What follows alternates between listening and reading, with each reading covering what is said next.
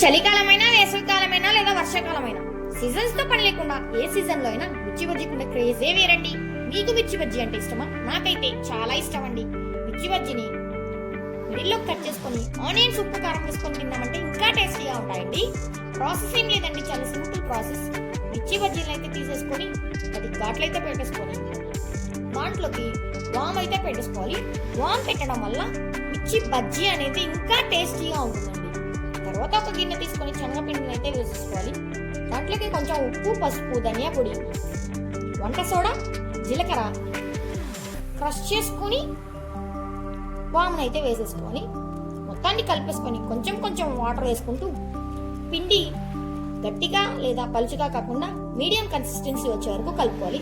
తర్వాత ప్యాన్ పెట్టి ప్యాన్లో ఆయిల్ వేసేసి ఆయిల్ హీట్ అయ్యే లోపల మనం గ్లాస్లో అయితే పిండిని అయితే తీసేసుకోవాలి. ఆయిల్ హీట్ అయిన తర్వాత మిర్చిని అయితే అందులో పెట్టి డిప్ చేసేసి వేసేసి ఫ్రై అయిన తర్వాత ఇలా కట్ చేసుకొని ఆనియన్స్, కొత్తిమీర, ఉప్పు, కారం, చాట్ మసాలా వేసుకొని తిన్నామంటే చాలా టేస్టీగా ఉంటాయండి. మీరు కూడా ట్రై చేసి ఎలా వచ్చాయో కామెంట్ అయితే